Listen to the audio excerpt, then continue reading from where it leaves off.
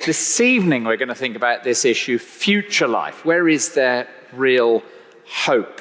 Future life. Delighted to introduce Paul and Angela Wong. Come and join us, or join me rather, at the front here, Paul and Angela. Thank you so very much for being prepared to be interviewed. You were part of this congregation a few years back. That's right, we've graduated. Now, Angela grew up here in the UK. Angela's parents, you won't have necessarily have heard of the Vietnamese boat people, but Angela's parents came from Vietnam and then Cambodia. She'll tell you about this in a moment, and were literally plucked out of the sea and brought to Bournemouth in their, all they had was the clothes they stood in, and that's Angela's backstory. We'll hear about it in a minute. She ended up going to Cambridge, studying law and working at Linklaters. So we're looking forward to hearing all of this. Paul, very different sort of background, grew up in Singapore. He'll tell us about that in a moment. Studied law in Cambridge, went off to Linklaters, where he was involved in capital markets and kind of preparing companies for general listing and all that sort of stuff you read about in the papers, you know, all that sort of stuff. So that there is Paul. Now, Angela, we've heard, I've given a little bit of a backstory, but you know, from mum and dad, you know, in 1979, just in the clothes they were in, sort of very contemporary with the Ukraine situation, in a warehouse in Bournemouth, you ending up at Robinson College in Cambridge and studying law. I mean, give us the sort of A to B, if you would. Yeah, sure, I'll try.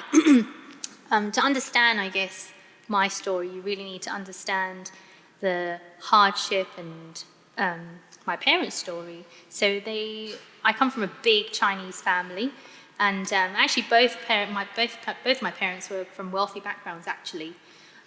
My mum was born in Cambodia, but it was during the Khmer Rouge, the Pol Pot dictatorship, and they took everything. They fled, the family fled the country to Vietnam, where they found another difficult government after the communists won the Vietnam War. And so, but my mum also met my dad in the process. And they decided, we're going to make a better life for ourselves now. So they paid a lot of money to board this tiny boat that was actually for 100, really, but there were 500 people on it. And then 3 days in, they realized that the boat was starting to fill with water and they needed rescuing.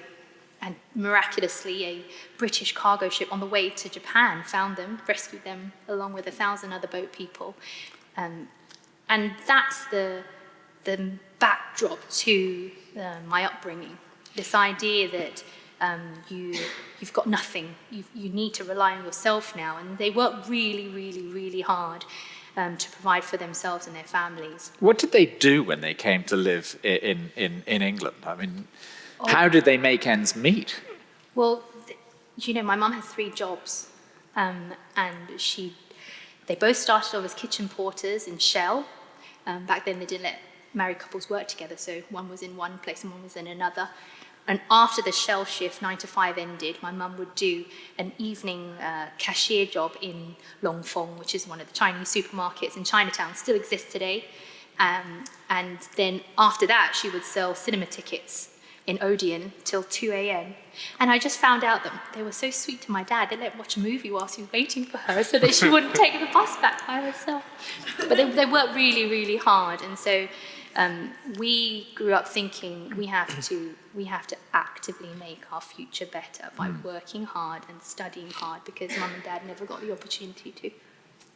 And obviously we've talked, it's been lovely getting to know, I've known you for years, but lovely getting to know you better. I mean, they actually ended up bringing the whole family across.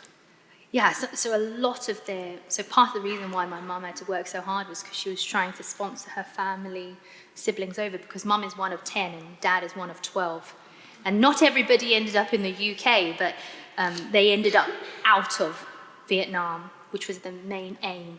So for the longest time, I never stayed in a hotel going anywhere, traveling. We just had family, Australia, America, France, everywhere. You know. So you get anywhere in the world, we say, we're friends of Angela and we're welcome. That's wonderful. On the floor, yeah. Now, Paul, your story is kind of really radically different. So give us a picture of your background. Sure. Thanks, William. Yeah, my background is very, very different to Angela's. I grew up in Singapore in what I guess most people would consider to be very comfortable circumstances. Some people would say I'm quite privileged in my upbringing. I never knew any need. Like Angela's parents, my parents worked really, really hard to provide for everything that I needed growing up. And by all accounts, my upbringing was just very, very comfortable. Yeah, so quite different. Most people know Singapore from the film Crazy Rich Asians. I recommend the book. I think the book is a great read. I remember buying it at the airport, reading it cover to cover, because it captured so perfectly that slice of Singaporean society. And I kind of grew up around that. I wasn't in there, but I grew up around there. I went to the school that's in the book. I went to the church that's in the book. It's beginning to sound, if you don't mind me saying. We've been friends for a long time, so I'm just gonna tread carefully here. But, and you ended up going to Queen's College in Cambridge. That's right. So I came to the UK in 2004. I came to study law. And my kind of outlook on life coming here was very much, I need to work hard, I need to prove my worth, I need to be somebody. And that was the kind of thing that I was chasing.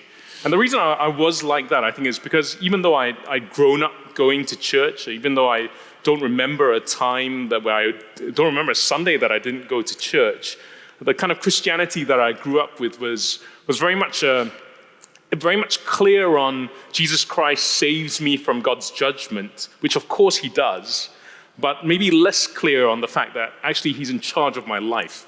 He's my king, and that my priorities need to fit in with his. And so really, I just grew up most of my life, even coming down to London to take up a solicitor's job, I just had I called myself a Christian, I had a Christian label on me. But really inside, I was just like my friends, my non-Christian friends, my colleagues, the things I wanted out of life, my ambitions, my heart's desires, just the same as everyone else's, really. Angela, what about your background? I mean, what did you know? I mean, Paul obviously knew something of Jesus, but what was your, what did you know of Jesus growing up? I think similar to many other British-born Chinese BBCs, you know, we had, I grew up with a whole mixed bag of Chinese beliefs. So Buddhism, Taoism, Confucianism. What that looked like in practice was that we had a red altar at home where we would burn incense to ancestors. We would offer food on the anniversary of their death to remember them. I remember specifically asking for my driving exam to be on a certain day, a certain time, according to the Chinese divination calendar, where it was good for taking driving exams. And we've run this interview a couple of times, and it just occurred to me, you know, does that mean if you're out driving, we really should only try and make sure we meet you on a particular day of the year? And it's sort of gone downhill since I passed my driving exam, to be honest. But yeah, I mean, we took it really seriously. And I was also, because my mum was working a lot, my grand-auntie flew over from New Zealand, that's where she ended up, to look after me. And she was a devout Buddhist for most of her life. So I followed her in trying to be a vegetarian on the 1st and the 15th of every month, and avoid sort of pungent foods like garlic, and so we took it quite seriously. That was my way of kind of moderation. But I had no exposure to Jesus growing up other than from the media, which wasn't positive. For the longest time, I didn't know that Jesus was a man. I thought he was a swear word that everybody just said whenever they felt like it. And I definitely didn't think that he was real. I thought that society had made it up. Quite a good story, but to kind of help people the way that my cultural rituals help my family. Just give us a sense of, with the kind of ancestors and so forth, and you said you actually would burn money for your ancestors and so forth. What's behind that? Yeah, so on the anniversary of the ancestors' death, or a particular festival where lots of people do it all together, you would burn money or you know, in Asia, in places like Singapore, you can even buy Mercedes, like paper models of Mercedes cars and mansions to burn to your ancestors, to give it to them in their afterlife. So there was this idea that there was a place after people had died, and your way of kind of contributing to it and looking after your family and doing your bit is by providing these things. And also as a way to remember people, because just the separation is hard for families. So, Paul, you know, what happened to change this? I mean, you didn't actually have a real label saying Christian on you, but metaphorically, you thought you were Christian and so forth, but actually a double life. Tell me what happened to change. Yeah, that's right. So I was working as a solicitor in London. I worked very, very hard. I was trying to prove to myself or maybe my parents that I could be somebody, just chasing the dream, as it were. And it was really quite an empty existence at the end of the day. You're living for the next holiday, basically, like everybody else in the office is. And one of my Christian colleagues, like properly Christian colleagues, I think he could see that something is not right here, and said, "Look, you come to work on a Sunday, you go back to the office. You got to come to work on a Sunday, you go to church, and then you come back again. Just go to the church up the road, which is St. Helens. It's much closer." So I said, okay, let's try that. I remember exactly where I sat that first 6 p.m. service I came. It's right in the sort of third row from the back. Yeah, I'm pointing at you. But third row from the back, middle block. And I remember leaving the service thinking, gosh, people here really take Jesus' words very, very seriously, and they're not afraid to say hard things to me. And that got me hooked. I also remember thinking the people who were speaking up here were clearly very intelligent.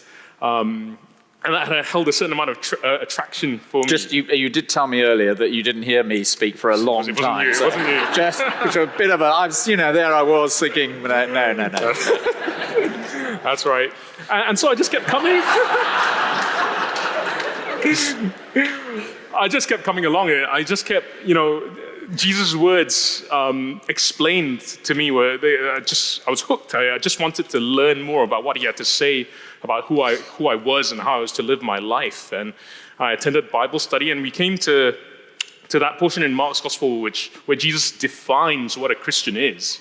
And definitions are important to lawyers. So you listen up when you get a definition there.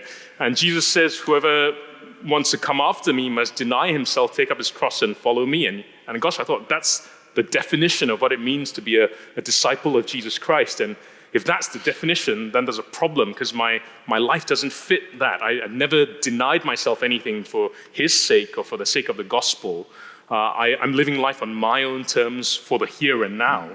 And that was when things began to change for me. My heart priorities began to change, the way I spent my time and my energy and my money. And eventually, decided that telling people about Jesus full time was the right thing to do with my life. Just as you look back to what you were aiming for in life, and your big goals and so forth, what would you say now, with Christian lenses on, of the Paul Wong back then? Gosh, what would I say? It's a great question, William. I think when I look back, I would have asked Paul Wong to the question, what are you doing this for? Or who are you doing this for? And what will you do once you've achieved it?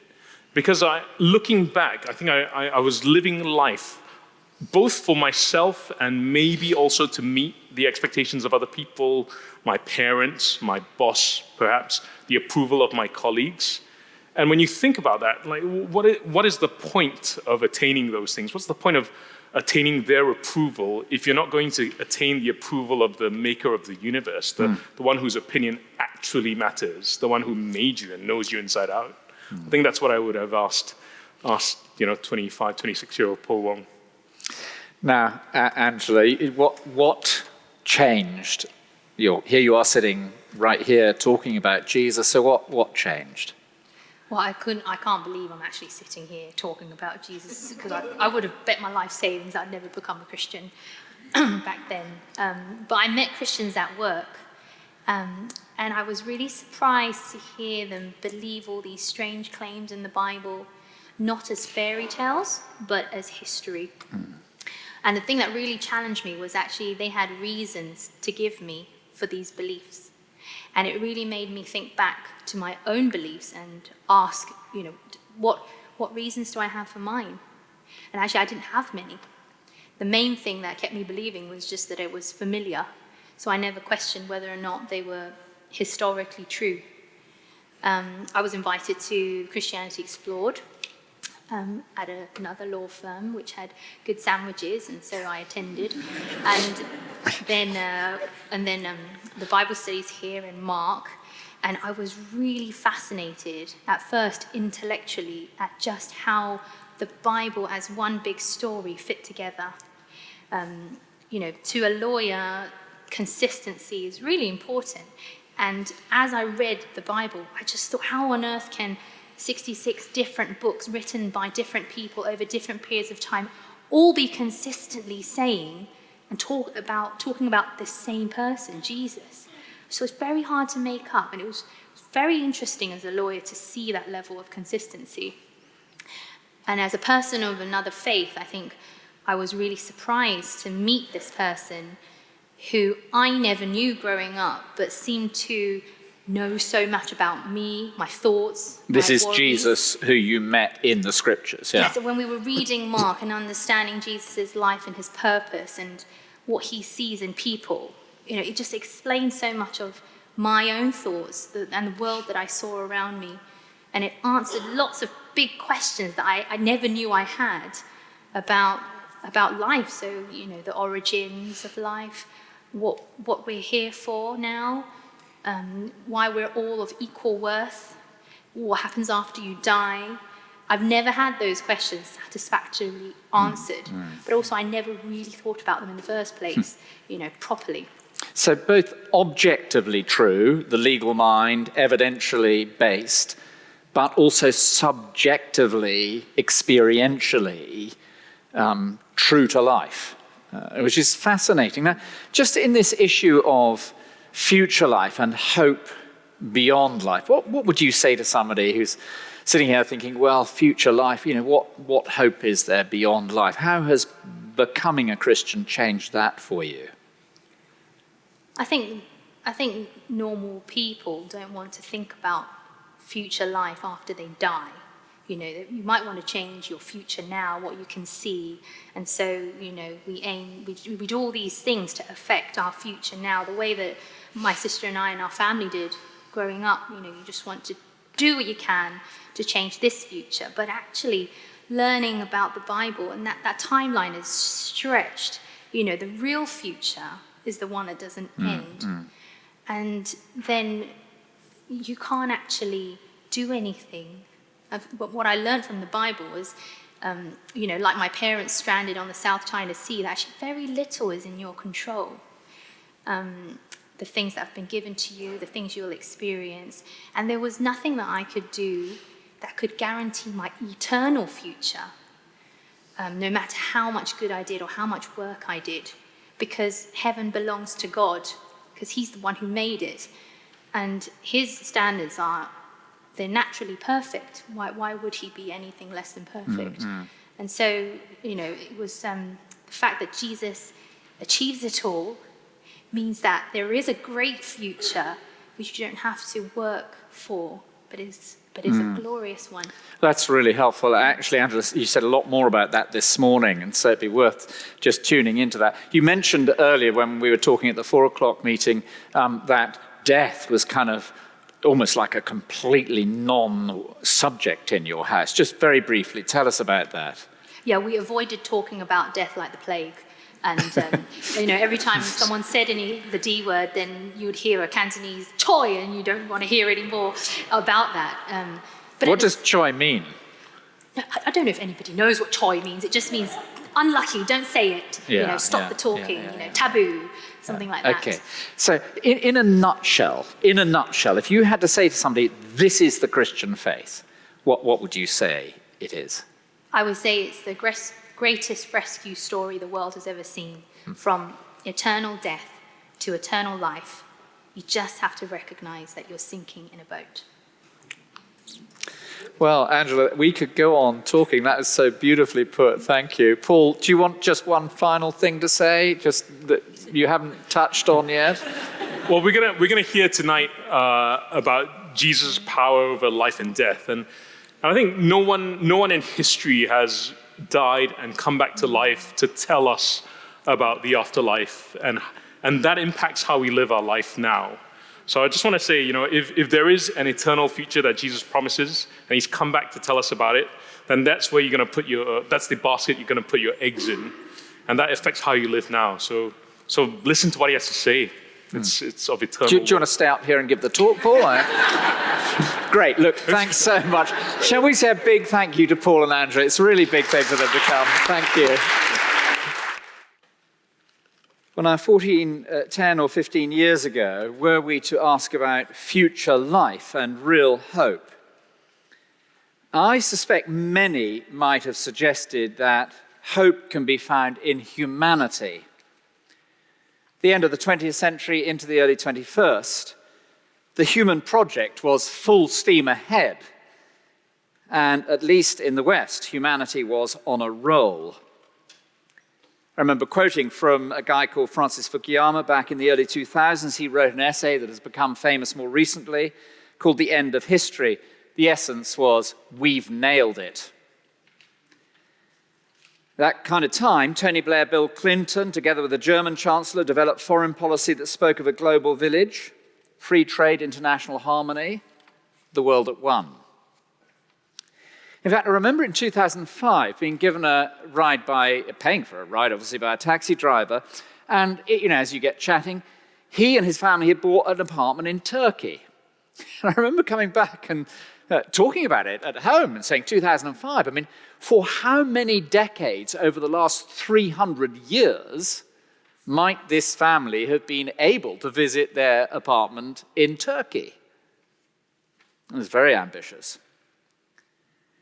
And in that period, people were planning trips down through Africa, from north to south, through Libya and all these places.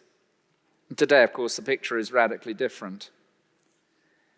9/11, 7/7, the global financial crisis, austerity, the pandemic, war, inflation, interest rates. We haven't even mentioned global warming, Trump, Brexit, potential food riots, or monkeypox.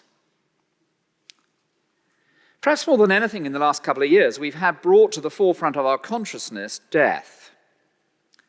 And over the last couple of years, I've taken or attended the funeral of just short of 20 people. Most of them have been well known, friends, relatives, deeply loved. Now, our subject this week has been life. What if there is more? And this evening, as we come to the end of the week, future life. Where is there real hope? And in the face of the realities of life and death, which we've been woken up to, a sense, to recognize, I want to take us to this famous statement by Jesus there in verse 25. If you look on page 34 of the John's Gospel, this is an eyewitness account of Jesus' teaching. If you look on the left-hand page, there at the top, verse 25, Jesus said to Martha, I am the resurrection and the life. And from this incident, what I want us to see is first and most importantly that Jesus understands death. And secondly, and somewhat disturbingly, Jesus has authority over death. And third, reassuringly, Jesus offers us life in the face of death. First, he understands death. Now, we break into this account midway through. Jesus was great friends with Mary, Martha, and Lazarus. On more than one occasion, he is found at their home. Lazarus had just died, and he's died early. And you'll notice in verses 28 through to 37, the paragraph that says Jesus wept, there are three expressions of emotion on the part of Jesus as he reaches the graveside of his friend. You'll notice that both Martha and Mary separately say, "Lord, if you'd been here, my brother would never have died." They recognize there was something supernaturally phenomenal about Jesus Christ. But then when Jesus gets to the tomb, verse 33, when he saw her weeping and the Jews who'd come with her also weeping, he was deeply moved in his spirit and greatly troubled. He said, "Where have you laid him?" And they said to him, "Lord, come and see." Jesus wept. Now, this is most important. The phrase deeply moved is a phrase that is used elsewhere in Greek literature of war horses as they go into battle. It carries a sense of anger, almost fury. The phrase greatly troubled is used of water when it is stirred up. He's churned up inside. He's deeply troubled. And then there's the shortest sentence in the whole of the Bible. Jesus wept. And I say this is most important because in our statement there, where Jesus says, "I am the resurrection," that little phrase, "I am," it's actually the name God takes for himself in the whole of the Bible. And so by using the self-designation, "I am," Jesus is taking God's own name for himself. He does it on at least 9, and indeed several other occasions in this gospel. And the people who hear him realize what he's saying when he says it. On one occasion, he says, "Before Abraham was, I am," and they picked up stones to stone him. They realize he's claiming to be God. And now Jesus Christ of Nazareth stands here at the graveside, or just short of the graveside in the house, and he says, "I am the resurrection." And Jesus, therefore, as God, understands death. And if I can put it like this, empathizes. Now, I've just spoken at the 4 o'clock congregation, and I know that there are at least 3, possibly 4 members of that congregation who themselves have been at the graveside recently. As I mentioned, I've officiated numerous funerals over the last months, many of them profoundly moving. On one occasion, 2 teenage boys were carrying the coffin of their father. I remember first attending a funeral service of somebody. I was part of this congregation. I mean, not this congregation, but I was in this church in the late 80s. And of course, we were all as you are. And I remember when we first went to the funeral 15 years later of somebody who was part of the congregation. It was like a kind of extraordinary experience. Here we all were, 15 years further on. And it is profoundly important that we realize, in the face of death, which all of us will experience, every single one of us here, and the death of loved ones, that Jesus understands death, that God understands death. And the sense of fury, of indignation, comes because death in God's world is an imposter. It was never meant to be there. Death entered the world as we rejected God, rebelled against God, and as it were, cut ourselves off from the author of life. As we rebel against God, he responds and we face death. But God senses the imposter nature of death. And so Jesus at the graveside of Lazarus is angry. But he's also churned up, and you may well have experienced that at the death of a loved one, and Jesus wept. There is an approach to death filled with bluster and bravado that is profoundly cruel, almost, you might say, wicked. The kind of Marcus Aurelius, stoic, stiff upper lip, death is nothing. This novel by Louis de Bernier, you may have come across it. There's a film, Captain Corelli's Mandolin. As always, the film doesn't capture the book, as we were hearing earlier, but there's a scene here where death is being reflected upon. Since I encountered death, I've come to the conclusion that death is not an enemy, but a brother. a perfectionist. He likes the young. He does all he can to meet us. He likes to befriend us, clap us on the shoulder, and make us laugh at all the pettiness and the folly of living, as if death is just some sort of friend. And when you experience death or the death of a loved one, to live with that kind of philosophy, I think it's profoundly cruel. And the beautiful thing we discover about the Lord Jesus is that he knows, he cares, he has experienced the stages of grief, anger at the face of death, turmoil at the face of death, grief in the face of death. He recognizes death, he weeps at death, he is deeply disturbed by death, he is angered by death. Death has entered into our world as a result of our rejection of God. Oh, says somebody, well, that's just typical of you Christians. You know, you look to Jesus as a crutch. To which I respond, I'll take that. I'll take that. I've been with people strong as an ox as they breathe their last. I've switched off life support machines. I've seen bodies lying in the midday sun, bloated through the heat, dead and rotting. And when you face death, well, let me tell you, you're going to need a crutch. One of my heroes as a mid-teenager was Clint Eastwood. You know, you can imagine, mid-teens, rugged individualist and all the rest of it. I don't need help from anybody else. How entirely immature and childish. In Jesus, why we find somebody who understands death. God understands death. Now, there's much more to this incident. This is the incident that led to Jesus' own crucifixion. So let's return to our key sentence there in verse 25 at the top of page 34, where Jesus says, I am the resurrection and the life. First, Jesus understands death. Secondly, and most disturbingly, and I use that word advisedly, most disturbingly, Jesus has authority over death.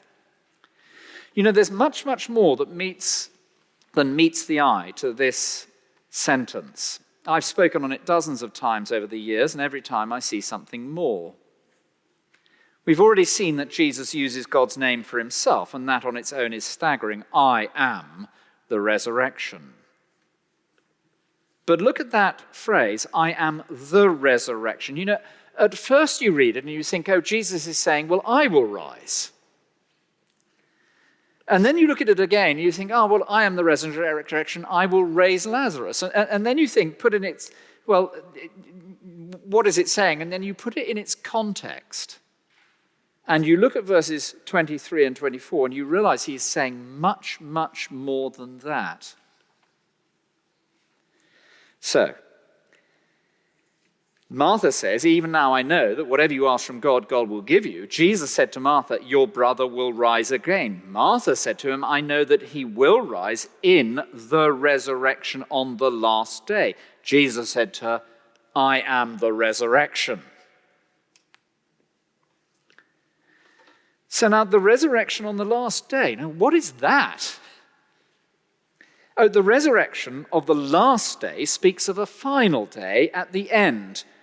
The resurrection then is not my resurrection or even necessarily initially Jesus' resurrection or indeed Lazarus' resurrection. The resurrection is the day of judgment when all will rise. It's common understanding in Jewish thinking. The resurrection tells us that history is not circular, history is not molecular, little atomized bits. History is linear. The resurrection tells us we are coming from somewhere and we are going to somewhere, that there is an event, that it is the resurrection on the last day. And now Jesus stands here, he takes God's name and he says, oh, you know everything you believe about the last day and the general resurrection of all who have ever lived to judgment. That's me. I am the resurrection. Ah, says somebody, I really have come to the madhouse. Are you telling me that my great-great-great-grandmother is one day going to be raised from the grave to meet Jesus in judgment? And the answer is yes, that's exactly what Jesus is saying. I love speaking on this in this building because as you look around this building, you'll see there are monuments to people who died literally centuries ago. People come in here and say, your building is so old.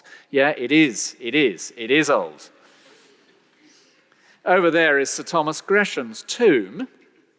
It's a sort of what's known as a table tomb. He died, way back when. Just behind, on the left, my left, your right, over there is Earl Spencer's tomb. That's an ancestor of Princess Diana. There's a guy called Julius Caesar buried just behind me here. Not the Julius Caesar, but another one. He will rise at the resurrection, says Mary and Martha. I am the resurrection. There is a day when Jesus will summon all who have ever lived to judgment. But where's the evidence?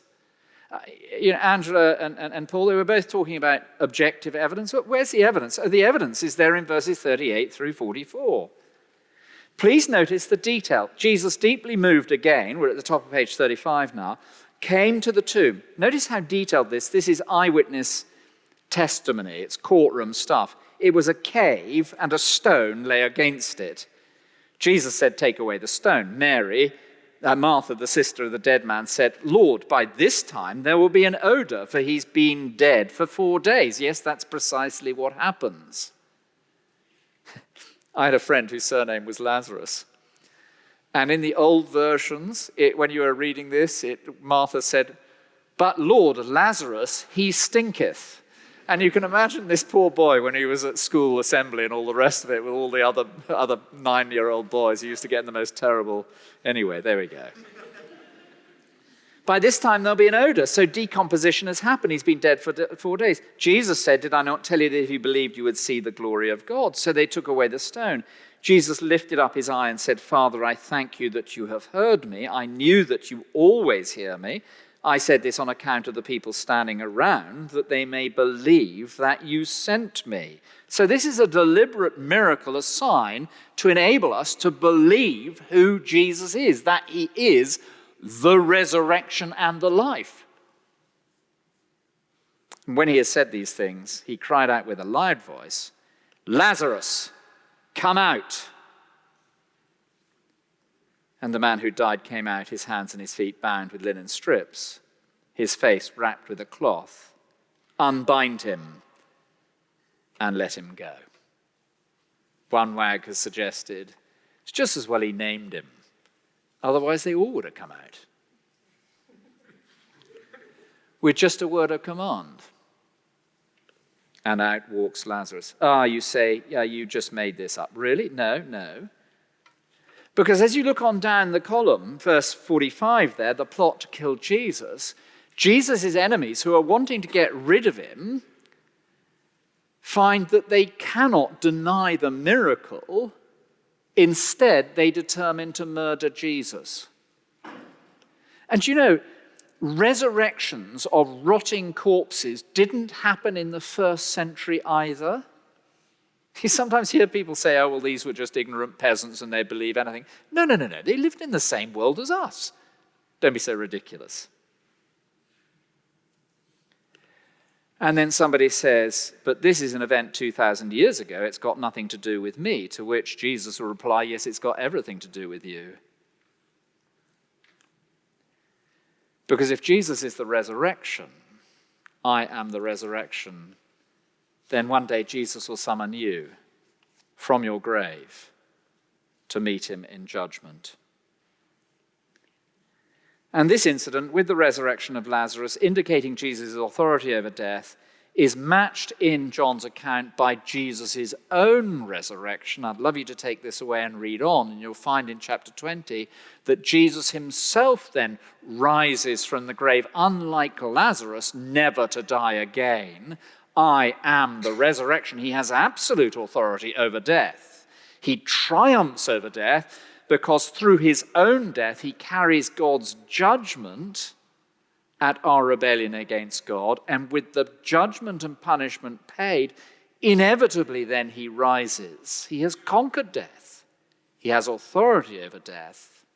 He is Lord of death. He is the resurrection and the life.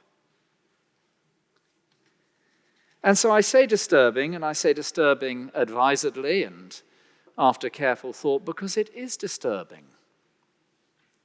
It means that one day, whether you like it or not, you will meet Jesus as your Lord and Judge, because he has authority as Lord. He is the resurrection and the life. First and most importantly, Jesus understands death. Secondly, and somewhat disturbingly, Jesus has absolute authority over death. Third, and reassuringly, Jesus offers us life in the face of death. And once again, the key sentence that we're looking at has much more in it than we initially realized. Just look at verse 25 again, would you? I am the resurrection and the life. Jesus then takes this idea of life and unpacks it. Whoever believes in me, though he die, yet shall he live. That is, yes, you die, but you will live at the resurrection when I summon everybody from the grave. If you believe in me, you will have life with God for eternity at the resurrection. But then everyone who lives now and believes in me today will never die. If you put your trust in Jesus Christ today, he is the one who gives you life today, now, from God, that will never be extinguished. And so what he's promising there is, well, it's the same thing, but looked at from two different directions. One, yet you believe in me, you will die. Well, you will die, and then ultimately you will rise to eternal life with Jesus forever if you trust in Jesus. You believe in Jesus, and you'll now have the life of God dwelling within you, and that will continue right through your death uninterrupted. There's something inextinguishable. And I say this is profoundly reassuring in the face of death. Though he die, yet shall he live. They excavated the catacombs under Rome, and they found the tombs of Christian believers. This is just in the decades after the death and resurrection of Jesus. And beneath Rome are the excavations, which we call the catacombs, which were at once temples and tombs. When the Christian graves have been opened, the skeletons of the Christians tell their own terrible tale. Heads are found severed from the body, ribs and shoulder blades are broken, bones are often burned from fire. But the inscriptions on the tombs breathe forth peace, joy, and triumph. Here lies Marcia, put to rest in peace. Lawrence, victorious in peace and in Christ. You see, for the Christian, oh yeah, you will die, be in no doubt about that. But as you die, trusting in Jesus Christ, though he die, yet shall he live. The non-Christian tombs live for the present hour, since we are sure of nothing else. Once I was not, now I am not. I know nothing about it. It is no concern of mine. I mean, that could have been written in the 21st century, couldn't it? One of my favorite tombs, I'm not that weird, but one of my favorite tombs in this building, and because I've been here for, well over 25 years now, I've sort of wandered around every now and then, but one of my favorites is just around the corner here, and it's up above head height. You might like to go and look at it afterwards. Charles Chamberlain, and he died in the 17th century in memory of his dearly beloved wife, who died on August the 16th, 1687, and of his fourth daughter, Hester, who died on the 9th of June that same year. You can almost feel the grief, can't you? And you'll see at the bottom it says this: in expectation of a joyful resurrection on the last day. Thus contrasts the non-Christian funeral and the Christian. I tend to turn up to take funerals about an hour early. I hate the thought of being late for somebody's funeral. And therefore I frequently catch other funerals before the one I'm taking in the crematorium. And I hear quite a lot of secularist funerals. Utterly bleak. No hope. For the Christian, whoever believes in me, though he die, yet shall he live. But then everybody who lives and believes in me shall never die. And so Jesus, who is the final resurrection, by saying, I am the resurrection, in himself, personal, here and now.